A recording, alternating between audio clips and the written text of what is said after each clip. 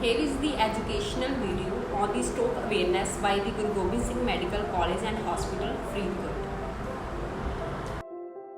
Firstly, in the introduction, stroke is a major non-communicable disease which is responsible for 3.5% of disability adjusted life year in India. Apart from this factor like hypertension, diabetes, heart disease and positive family history.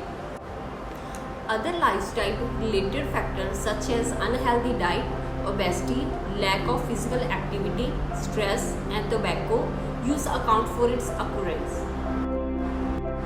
What is the stroke? The World Health Organization defined stroke as rapidly developed clinical signs of focal disturbance of cerebral function lasting more than 24 hours or leading to death, no apparent cause other than of vascular origin. So there are three types of stroke: ischemic stroke, hemorrhagic stroke, transient ischemic attack. Firstly, ischemic stroke. This involves a blockage due to a clot or plaque in the blood vessels of brain. The symptoms and complications can last or may become permanent. Hemorrhagic stroke. This is caused by a bursting or leaking of blood vessels that seeps into the brain. Transient ischemic attack. This involves a blood clot in the blood vessels of brain that can reverse after some time. So here you can see the blood clot which lead to the ischemic stroke. Here is the rupture of cerebral artery which leads to the hemorrhagic stroke. In the transient ischemic attack, temporary blockage in middle cerebral artery that leads to temporary symptoms which will resolve within the 24 hours. These are the warning signs of stroke. In case face, facial drooping. Ask the person to smile. Does one side of their face droop? Arms weakness. Ask them to raise both arms. Does one arm drift downward? Slurred speech. Ask them to repeat a simple phrase. Is their speech slurred or sound strange? Time. If any of these symptoms are present, it's time to call the emergency services immediately. Majorly, risk factors are categorized into modifiable and non-modifiable. Modifiable risk factors are migraine, metabolic syndrome, drug abuse, obstructive sleep apnea, hyperhomocystinemia, hypercoagulability, inflammation and infection. Non-modifiable risk factors are genetic factors, increasing age, low birth weight, race, ethnicity, low socio-economic status, male gender.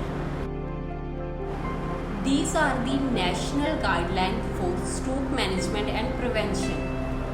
This guidelines has been prepared for healthcare providers involved in management of patients with stroke.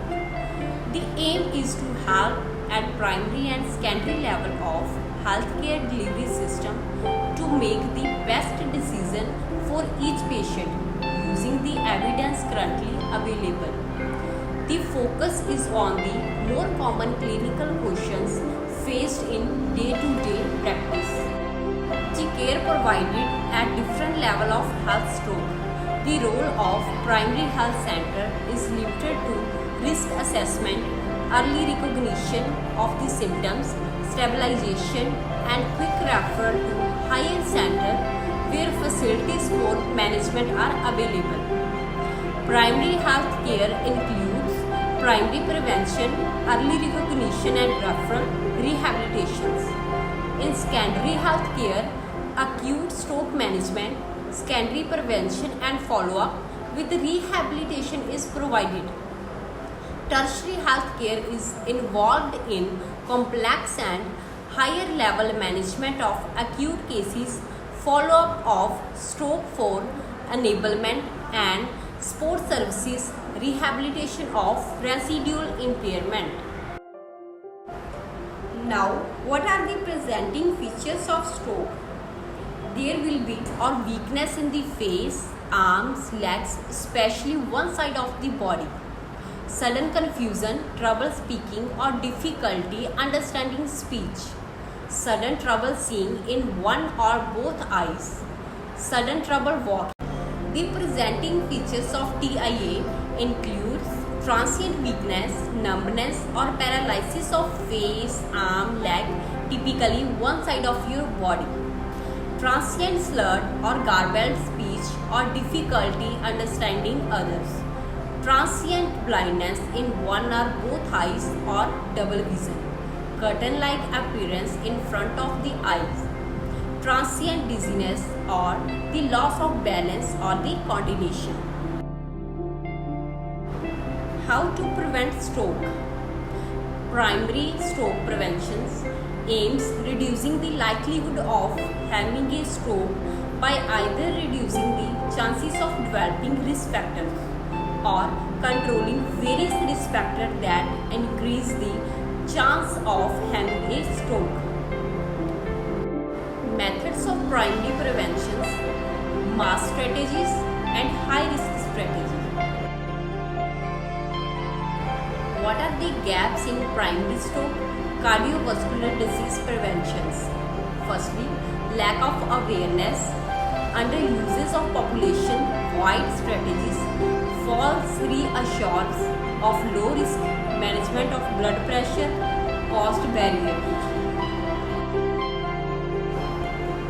In preventing stroke, keep your blood pressure low, lower your cholesterol, eat healthy foods, exercise regularly, treat sleep apnea, manage your diabetes, drink in moderation, stop smoking, reduce stress when possible, and maintain a healthy weight.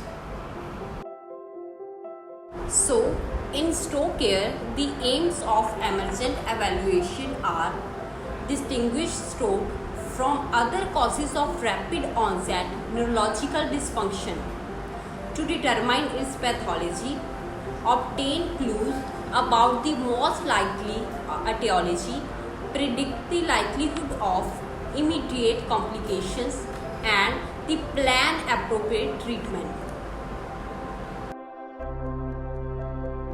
The patient with acute stroke should be admitted in hospital, perform urgent CT scan of brain, detect worsening and perform urgent interventions and management, evaluate, monitor and control risk factors for hemorrhage and ischemia, prevent and treat non-neurological complications like aspiration pneumonia, plan for rehabilitations, educate the caregivers. The secondary preventions include measures to reduce the risk of recurrence of stroke in patients who have had TIA or stroke. Risk stratification.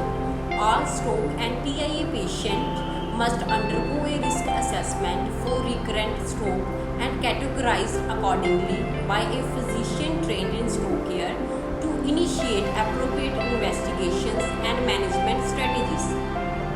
Secondary prevention should be addressed at all appropriate healthcare encounters on an ongoing basis following a stroke and TIA.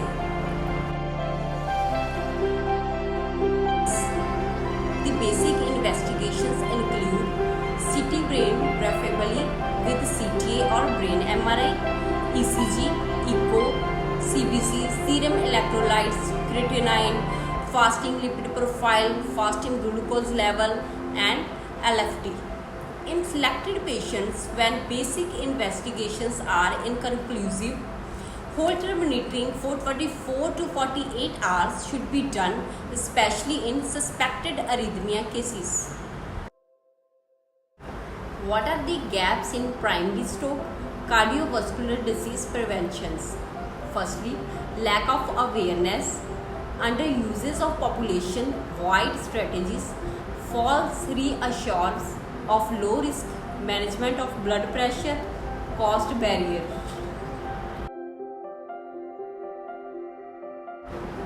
How to prevent stroke? Primary stroke prevention aims reducing the likelihood of having a stroke by either reducing the chances of developing risk factors or controlling various risk factors that increase the chance of having a stroke. Methods of primary prevention, mass strategies and high risk strategies. In patients below 45 years of age without apparent causes, additionally tests like serum VDRL, HIV, anti-phospholipids antibodies, protein C, S and antithrombin 3, anti-nuclear antibodies, anti-cardiolipid antibodies should be done. For those investigations not available in district hospitals, patient may be referred to the higher centers. These are the key points for stroke care. ASHAs should refer suspected cases of stroke to nearest stroke ready hospital directly within the 3 hours of onset of symptoms.